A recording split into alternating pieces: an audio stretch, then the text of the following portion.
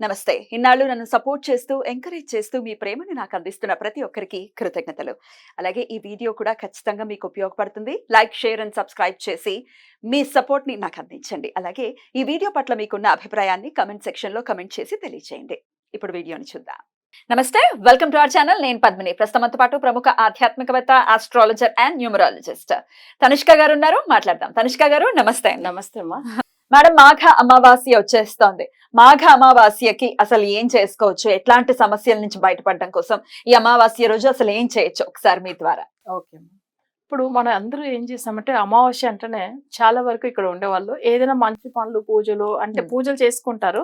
కానీ ఏదైనా స్పెషల్ గా ఏదైనా విశేషాలు అంటే ఏదైనా పార్టీలు, ఫంక్షన్లు ఏం చెయ్యరు, అస్సలు మొదలు పెట్టరు, ఏం చెయ్యరు.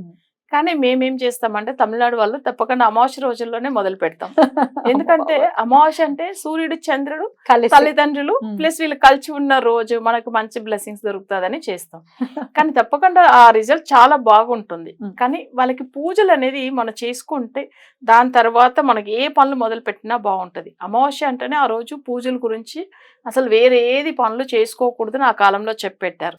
అంటే పూజలు అంటే ఇప్పుడు సూర్యుడు, చంద్రుడు, తల్లిదండ్రులు వాళ్ళని మనం తప్పకుండా పూజలు చేయాలి అనేది, వాళ్ళకి మనం పూజ చేయాలి. అందుకే ఆ రోజులో ఏ మంచి పనులు పెట్టుకోవద్దని చెప్పారు. కానీ అసలు వేరే మంచి పనులు పెట్టుకోవద్దని అంటే వీళ్ళకి పూజలకు టైం స్పెండ్ చేయాలి కాబట్టి అలా చెప్పెట్టారు. కానీ వేరేది కూడా మనం మంచి పనులు కూడా మొదలు పెట్టుకోవచ్చు వీళ్ళు పూజ చేసిన తర్వాత. అయితే మనం ఎట్లా పూజలు చేసుకోవాలి అంటే ఇప్పుడు చాలా వరకు ఏందంటే సూర్యుడు అంటేనే మనకు ఇక్కడ జాతక పరంగా కామన్ గా చూసే ఆయుష్ గురించి ఉన్న గ్రహం. అది కాకుండా చంద్రుడు అంటే ఆరోగ్యం గురించి ఉండే గ్రహం. నెక్స్ట్ చాలా మందిలో ఇక్కడ ఆయుష్ గురించి భయపడే వాళ్ళు, లేదు ఆరోగ్య విషయంలో చాలా భయపడుతూ ఉండేవాళ్ళు.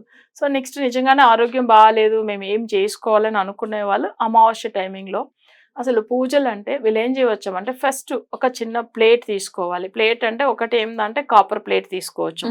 తీసుకొని మన ఇంట్లోనే పూజలు చేసుకోవచ్చు. అంటే గుడికి వెళ్ళకుండా వాళ్ళు ఇంట్లోనే పూజలు చేసుకోవచ్చు. వాళ్ళు ఏం చేయాలంటే గోధుమలు తీసుకోవాలి. తర్వాత బియ్యం అంటే ఇది ఒక ప్లేట్ లో పెట్టుకోవాలి. అది అంటే మనకు బియ్యం కూడా ఒక ప్లేట్ లో సెపరేట్ గా పెట్టుకోవాలి. ఎంత తీసుకోవాలి? అసలు ఇది ఒక 1 kg, అసలు అంటే గోధుమలు ఒక 1 kg, బియ్యం ఒక 2 kg తీసుకోవచ్చు. సో ఇది తీసుకుని అది సెపరేట్ ప్లేట్ లో పెట్టేసి అంటే మన ఇంట్లో దీపం వెలిగించేసి ఫస్ట్ గణపతి ఏంటంటే మన ఇంట్లో ఉన్న విగ్రహం కానీ లేదు పసుపుతో చేసిన గణపతి కూడా పెట్టేసుకోవచ్చు. సో అలా ఒక చిన్న తమలపాకు తీసుకుని దాని మీద పసుపుతో గణపతి చేసి బొట్టు పెట్టి ఆయన పెట్టి మొక్కిన తర్వాత నేను ఈ రోజు సూర్యుడికి, చంద్రుడికి పూజలు ఫాలో అవుతున్నాను.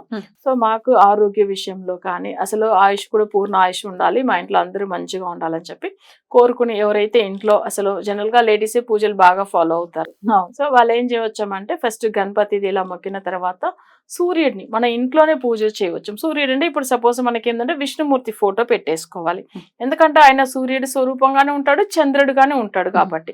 సో అక్కడ ఏంటంటే ఫస్ట్ మన సూర్య గాయత్రి మంత్రం చదువుకుని సో ఈ 2 ధాన్యాలు మనం దేవుడు పాదాలు ముందుగా పెట్టేసి ఆయనకు ఏంటంటే అర్చన చేయాలి. అర్చన అంటే అసలు సూర్య గాయత్రి చదువుకుని విష్ణుమూర్తి రూపంలో సూర్యుని మనసులో ధ్యానం చేసుకుని చేయవచ్చు.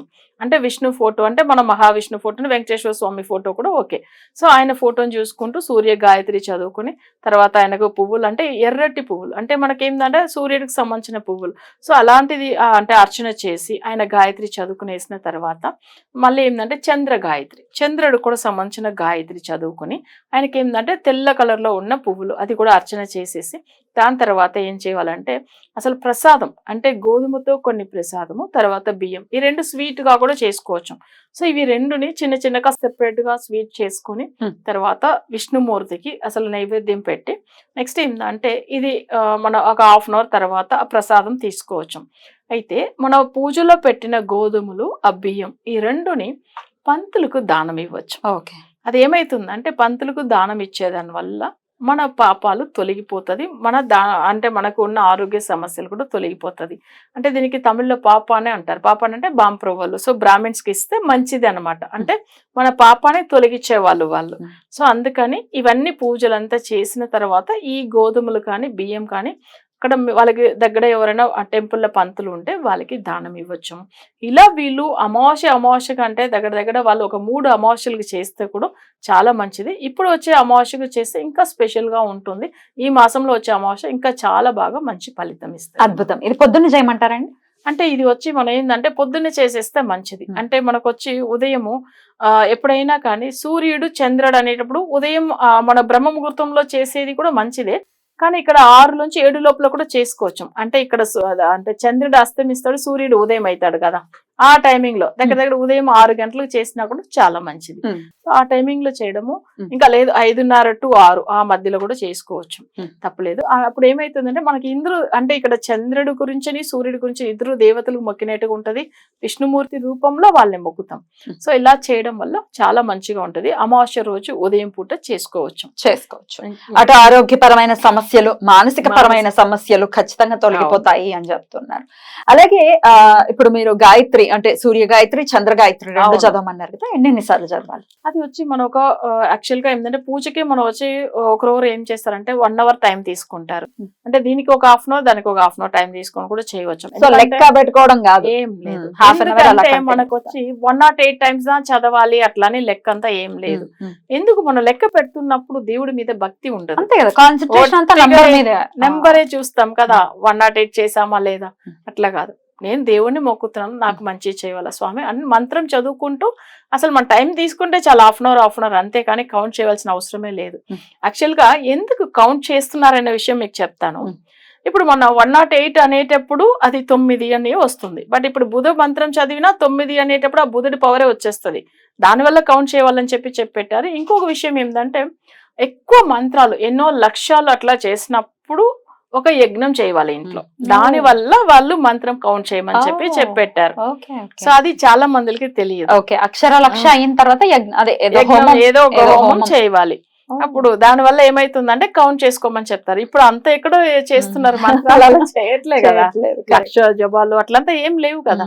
సో అందుకని ఏంటంటే మనం అది కౌంట్ చేయాల్సిన అవసరం లేదు. ఆ సూర్య గాయత్రి, చంద్ర గాయత్రి ఒకసారి చదివి వినిపిస్తారా మాకు? చెప్తామా, ఓకేనా. యాక్చువల్ గా సూర్య గాయత్రి అంటే మేము అంటే సూర్యుడికి చాలా వరకు గాయత్రులు ఎన్నో ఉంటుంది, కానీ మేము చెప్పేది ఎట్లానంటే ఓం భాస్కరాయ విద్మకే పాస అస్తాయ ధీమకి తన్నో సూర్య ప్రచోదయాత్. ఓకేనా, ఇది సూర్య గాయత్రి. అంటే మేము ఎక్కువ ఇది ఫాలో అవుతున్నాము. ఇంకొకటి ఏంటంటే చంద్ర గాయత్రి, ఓం పద్మధ్వజాయ విద్మకే హేమ రూపాయ ధీమకి తన్నో సోమ ప్రచోదయాత్. అంటే ఇప్పుడు తను చాలా అందంగా ఉంటాడు కదా, హేమ రూపాయ ధీమకి అని చెప్తాం చంద్రుడి గురించి. సో వీళ్ళిద్దరు గురించి ఈ మంత్రం చాంటింగ్ చేసుకుని చేయవచ్చు. సూర్య గాయత్రి, చంద్ర గాయత్రి. గాయత్రి మంత్రం తప్పకుండా చదవచ్చము, మంచిది, తొందరగా ఫలితం ఉంటుంది. బ్యూటిఫుల్ అండి, బ్యూటిఫుల్. ఇప్పుడు చాలా వరకు ఏం చేస్తారంటమ్మా, ఇప్పుడు సూర్యుడు చంద్రుడు అమావాస్య టైమింగ్ లో ఎప్పుడైనా కానీ పేదవాళ్ళకి, అంటే మరీ ఎక్కువ ఏంటంటే పేదవాళ్ళంటే పెద్దవాళ్ళకి, ఇప్పుడు తల్లిదండ్రుల ఆ ఏజ్ లో ఉండే వాళ్ళకి వస్త్రదానం ఇవ్వచ్చు. ఇప్పుడు వాళ్ళకి ఎక్కడన్నా చాలా కష్టంలో ఉన్న వాళ్ళు, బాధల్లో ఉండే వాళ్ళకి వీళ్ళు ఏంటంటే వాళ్ళకి తెలిసిన వాళ్ళు కనిపిస్తాయి కదా, సో వాళ్ళకి ఏంటంటే ఎర్ర వస్త్రం ఇవ్వచ్చు. అంటే వాళ్ళకి అసలే ఆయుష్ గురించి భయం ఉంది, సో ఏదో భయపడుతున్నాం, మాకు అసలు బాగుండట్లేదు అట్లా అని చెప్పే వాళ్ళు అసలు అప్పుడు ఏం చేయవచ్చు అంటే ఎర్రటి వస్త్రము దానం ఇవ్వచ్చు. చంద్రుడు సంబంధించింది తెల్లది కాబట్టి ఎవరైనా పెద్దవాళ్ళకి ఏంటంటే టవల్ అట్లాంటిది ఇవ్వచ్చు. సో బ్లాంకెట్స్ కూడా ఇవ్వచ్చు, అంటే పెద్దవాళ్ళకి అట్లాంటిది కూడా. సో మనం అలా చేస్తే కూడా వస్త్రదానం కూడా మంచిది అనమాట. బ్యూటిఫుల్, చాలా చక్కగా వివరించారు. ఈ అమావాస్యను ప్రతి ఒక్కరు కూడా వినియోగించుకుని తమ ఇళ్లలోనే చక్కగా చేసుకోవచ్చు. అలాగే మీరు కూడా చాలా స్పెషల్ గా రకరకాల సమస్యలకి ఇప్పుడు జాతకానికి బట్టి ఎలా పూజలు చేయించుకోవాలనేది చేయిస్తూ ఉంటారు. ఈ అమావాస్యకు కూడా ఏమైనా చేయిస్తారు? అంటే మేము వశీకరణ పూజలు చేస్తామా, అంటే ఎక్కువ మందులు ఇట్లా చేతబడే ఎఫెక్ట్ ఉండే వాళ్ళకి ఎక్కువ అమావాస్య టైమింగ్ లో చేపిస్తాం. అదేమైతుందంటే మనం డైరెక్ట్ చాలా సమస్యలు ఉన్న వాళ్ళకి కొల్లిమల కూడా తీసుకెళ్తాము, డైరెక్ట్ అక్కడే కూర్చోబెట్టి వాళ్ళు చేపిస్తాం పూజలు. లేదు మేము వెళ్ళలేము, అంత పరిస్థితులు లేదు, హెల్త్ బాగాలేదు అనే వాళ్ళకి వాళ్ళ ఫొటోస్, వాళ్ళది గోత్రము, వాళ్ళ కులదేవత నేము, వాళ్ళ అడ్రస్ అన్ని తీసుకుని వాళ్ళే పూజలు చేసి కొన్ని వశీకరణ మెటీరియల్ పంపిస్తారమ్మా. దాని వల్ల కూడా వాళ్ళకి ఏమైందంటే మరీ ఆరోగ్య సమస్యలు ఉన్న వాళ్ళు కూడా బాగా అయిపోతారు. అసలు ఇవన్నీ కూడా వాళ్ళ ఎక్స్పీరియన్స్ వాళ్ళు చెప్పుకునేటప్పుడు అర్థమైపోతుంది, ఎన్ని కష్టాలు ఉండి ఈ రోజు బయటపడాము, ఈ వశీకరణం వల్లనే మేము మంచిగా అయ్యామని చెప్పిన వాళ్ళే చాలా మంది ఉన్నారు. ఎందుకంటే అసలు ఎంతో చాలా సంవత్సరాలుగా బాధపడుతున్న, అంటే హెల్త్ ఇష్యూస్ ఉంటాయి చూడండి, వాళ్ళకి ఇంత ట్రీట్మెంట్ తీసుకుని పూజలు ఫలితం ఉంటుంది. రైట్ మేడం, చాలా చక్కగా వివరించారు madam. Thank you so very much. నమస్తే. నమస్తే అమ్మా.